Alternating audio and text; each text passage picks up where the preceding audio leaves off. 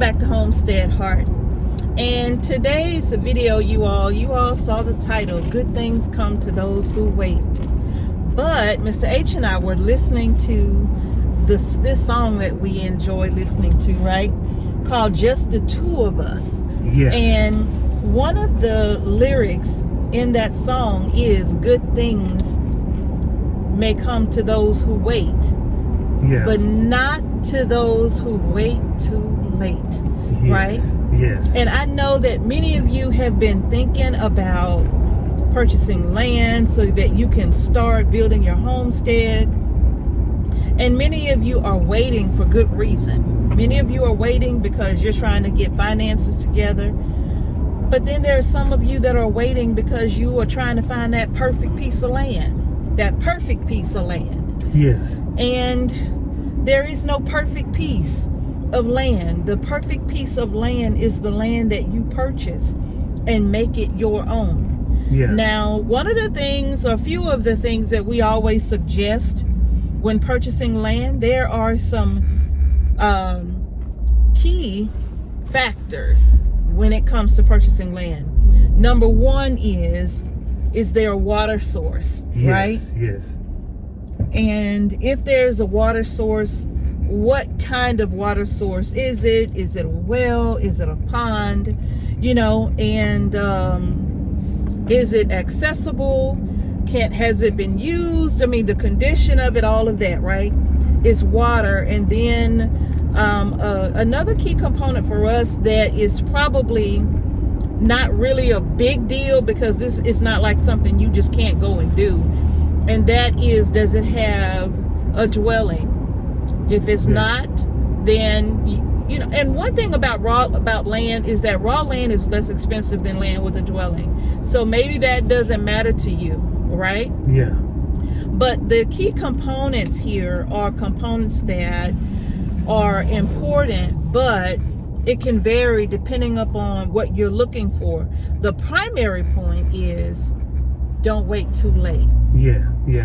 Don't wait too late, because like if you do get raw land, you can basically time or look at a time frame on getting it cleared, calling different companies to see how much they charge. I don't know, but I heard some people say that they would pay to get your lumber. If you have enough trees there, big trees, tree companies probably want that lumber, so they'll clear it out for you. Especially if it's hardwoods, right? Yeah. They love that hardwood, so that's true. Yeah. So, you know, you can just start basically trying to figure out how much will it cost, or will you be able to get something out of that raw land? And also, you know, that lumber can be used to build a house. So true. Yeah. If you know someone who has a sawmill, or if you have a sawmill or whatever, you know, and they mill that lumber for you, oh my goodness, all of that lumber would be so beneficial when it comes to building, right? Yeah. I hope he's not coming our way, because I'm like blocking the pathway. Yeah. So, you know, that raw land, that lumber could be to your benefit. You know, you can, you know, actually make money off of it. And, you know, and don't be surprised now, you know, like if some of that raw land have something good on it.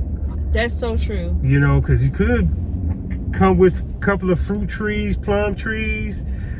That's true. Peach trees, you know, hidden gems in that raw land. You know, sometimes even a little small creek or pond that you didn't realize if you purchase a lot of acres. Oh, I didn't know we had a pond back here. That's true. Nice fish in there, you know. So it's some pros and cons to the raw land, you know. That's so true. Yeah. That's so true. And, you know, being able to get that land and writing down what's important to you, right? Yeah. Whether it's a dwelling or not, a pond or not, because maybe you can dig your own pond, dig your own well, or whatever the case may be. You know, does it have a good space for growing food? Because the purpose of buying land to homestead is, of course, so you could become more self-sustainable. So one of the things you're going to want to do is grow your groceries. Yeah. Right? Yeah. Now, keep in mind, if you can't grow your groceries, you know what we always talking about, right? Which is going to take us to today's sponsor, which is Azure Standard. You know, they sponsor some of our videos. Yeah. And we're always encouraging everybody, if you can't grow your groceries, to buy your groceries in bulk. And if you are new to Azure, listen, use our code HOMESTEADHEART15. And of course, all of that information will be down in the description box below so that you can take advantage of buying your food in bulk if you can't grow it the way that you want to at this time, because you maybe are still searching for your piece of land. Okay, so and also, if you've shopped with Azure Standard below, we hope you'll continue to use our link, our personal link to shop with Azure Standard, because that definitely lets them know that Homestead Heart sent you there. Okay, Yeah. but the entire purpose is, specifically when it comes to purchasing your land, is to make sure that you have a space to grow your food. You must be able to grow enough food to feed your family, right? And another thing I want to say about Azure Standard, like if you're new to growing your own groceries, growing your own food, having your brand new garden, if you mess up, you get these big bulk bags of beans, rice, and you can make up for a lot of that, you know, with canning. You know, you can have a whole lot of extra stuff that you already got. You know, so, you know, like sometimes when you grow stuff, you don't know how it's gonna go. True. You know, you don't know if it's gonna be successful or not, but True. you have a backup plan. You have a well. backup plan. Yeah. So that backup plan is sometimes save us a lot of time. It sure does. You know, it sure does, because I'm gonna be honest with you, like last year, was it last year, year before, when we had that massive crop failure and we did not get our bell peppers in, you all, well, we had to order that. Yeah. We had to get that in bulk, and we always use Azure as our backup plan. So having that backup plan is a good idea. And don't think that just because we grow a lot of our own food, that sometimes things happen and we have to go out and get it. But if you are purchasing land, make sure that you are keeping in mind the garden space. Yeah. Think about that. So one of those components may be that you, when you look at the land, that you are checking to see if it has a nice flat area for growing food. Does it have a nice area in case you want to raise some livestock, right? Does it have a nice site for you to build on if you don't have a home or a dwelling on the property already? Does it have a place for you to put maybe a manufactured home or a modular home of some sort on the property? Yeah. So you're thinking about all of the components that matter to you the most. But keep in mind, you don't want to wait too late. People are buying land like there's Crazy. no more land to buy ever, anywhere, at any place, anytime, right? Yes. Yes, because sometimes when we drive through a country area where it's wooded area, you see acres and acres of trees just cut for sale, and trees just cut. You know, used to be farmland everywhere. Yeah. Subdivisions just just building up all over the place. Yeah. But a lot of times when you do buy raw land, I found like on certain parts of our property where it was just overgrown, we found old wells. You know, you would think that this land never has been like lived on, because trees grow really fast. They do. They grow so fast, and you can find certain things in there, you know, like you never thought, you know, like a well. You see a big piece of concrete, you're like, what is this doing? You know, right here. Come to find out, an old well. Yeah. So, it may be dry, so it may not be usable anymore, but you never know unless you have somebody to come out and look at it and test it, right? Yeah. But y'all, that's the key thing right there. Yeah. Good things will come to those who wait. Yes. But what happens if you wait too late, right? Wow. So keep in mind that if you are in between making a decision on purchasing land to start building your own homestead, I am going to really just say to you, don't wait too much longer. Yes. Okay, because there's a window right now of opportunity for you to be able to get good land, but you have to be willing to do the legwork. Look, we get a lot of emails saying, could you tell us where to buy land? No, we cannot tell you where to buy land. We cannot tell you where to buy land. The only thing we can tell you to do is to think about where you want to live. Yeah. Right? Think about where you would like to live. Start by state, and then start doing some research. If you're thinking about leaving the state you're in, going to a different state, then think about the state where you're going, and then start doing some research on the demographics of different areas in that particular state. Do you want to live in the north, the south, or the central part of the state? Yes. Where do you want to live? And when you choose where you want to live, you want to choose who lives in that area. You want to think about who lives there too, right? Because you don't want to be in a place where, I guess you could say, it's dangerous for you to be there, right? So you want to take all of these things into consideration. How far away are the schools if you're going to be sending your children to school? How far away are hospitals? If you need to go to the pharmacy, grocery store, gas station even, you want to think about how far away are these places? And can you get there in a certain amount of time? And also, you know, like if you're farming, growing crops, or you have livestock, you want to make sure how far is the closest, you know, supply, you know, for my cattle, you know, is there feed store? Feed stores.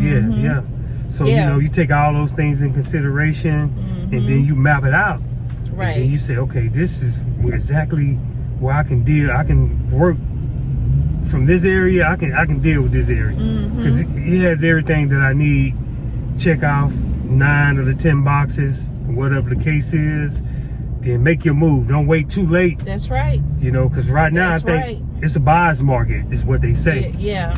So and not to mention, like we say, if you get raw land, of course you're going to come out much better buying raw land than you would purchasing something that has already has the nice house, and already has the pond, and already has all of these different outbuildings, may have a barn and all of that, because we've looked at some properties like that, and we're talking about $500,000 for something that's only like 3 or 4 acres, only because it has so much on it, right? So that for us was like a hard pass, because I mean, you can over time build what you want on that land over time. Okay? So you don't have to, and it'll cost you less than $500,000 to put those things on the land. Okay? So those are just some things that you have to consider. But just remember, you all, don't be sitting there waiting for the perfect piece of land or the perfect moment in time to buy your land, especially if you can go ahead and do it. Go ahead and do it, and then once you get the land, now you can take your time doing with it what you will. And of course, if it's full of trees, we're going to talk about in the next video, when you purchase land, what is the first thing you should start doing on that land when you get it? Whether it's raw land, whether it's land that has some outbuildings and homes or whatever the case may be on it. We're going to talk to you about the first things you should be doing with that land when you get it, okay? All right, so so when you buy land, you know, don't wait too late to move out on it. And also, when you buy it, how long are you going to sit on it before you even thinking about clearing it out? You know, doing things so you can be living on it. You know, you can customize that raw land the way how you want it. You know, you can be off grid. You can get the power source, solar. you can do a lot of different things when Yeah. you just starting out with raw land. That is so true. Yeah. That is so true. You know, you can also look at, like Mrs. A said earlier, flat part to grow crops. You don't really want to buy a whole bunch of hills. Or a cliff. Yeah, cliff. I see a lot of that. And do not buy land sight unseen. Please don't do that. Yeah. Because I'm going to tell you something. People can make it sound so good. Yeah. 12 acres of land in this beautiful oasis, right? Yeah. They can make it sound so good. And then when you get there, you're looking at a marsh or a swamp or something, right? Mm-hmm. You're looking at land that is so full of rocks that you can't do nothing with it, because like Mr. H said, it's hilly to the point where you can't really do anything with it. Can't do nothing with it. And you may have 7 acres of land and only a half an acre is good enough for you to put a house on and do anything with. Mm-hmm. The rest of it could be a whole cliff Yeah. And that you can't do anything with. Yeah, and also, you know, you have that hard red clay dirt and, and yellow looking dirt that don't have nothing in it. Well, you can't grow nothing out of that. You can't do nothing with it. So you want to look at this. Well, if it's clay, they can. It'll just take you a long time. Yeah. To get it to where you're going to be growing like in the ground. Yeah. So if you know, just go out and have a look at it before you make a decision. Yeah. Don't buy land sight unseen, because people are not always honest about what they're posting when it comes to you purchasing things. Okay. Yeah. Yeah. Yeah. Yeah. So y'all, I think that's gonna do it. Is that that's gonna do it, you know? Yeah. That's gonna do it for this video. You know, we just want to encourage y'all to get out there and grow your own groceries. You know, get that land. You know, like when you first starting out, you do have options. Yeah. You know, you can buy in bulk, Azure Standard. You know, until you get things under control with garden. Right. So, you know, that's how we did it. That's how I'm thinking a lot of people do it. Yeah. Because, you know, we got to have our own groceries that we have, you know, that we can grow and buy in bulk and, you know, have different options. Y'all, look, that's exactly what we were doing. We were buying our food in bulk from the farmer's market or wherever, because I was still canning long before we moved on our land here. I was still doing a lot of canning. Yeah. Right? Because the most important thing was to get food on the shelf. That's right? it. So you do have that option until you purchase the land. But remember, good things will come to those who wait. But what happens if you wait too late? Okay? So don't wait too late. If you can, right now, you're able, right now, go ahead now and start looking hard and heavy for your land. Decide on how much acreage you're looking for. And Mr. H and I are going to talk about that in another video, okay, you all? Yes. So y'all stay tuned for that video. And if you like the video, give it a thumbs up. Don't forget to subscribe to our channel and hit the notification bell so you don't miss any videos that we upload to our channel. And thank you all so much for watching Homestead Heart. Peace and blessings. Yes, y'all. To each and every one of you. And we're going to see y'all in the next video. And remember, y'all, grow your groceries. Grow your own groceries, y'all. Peace.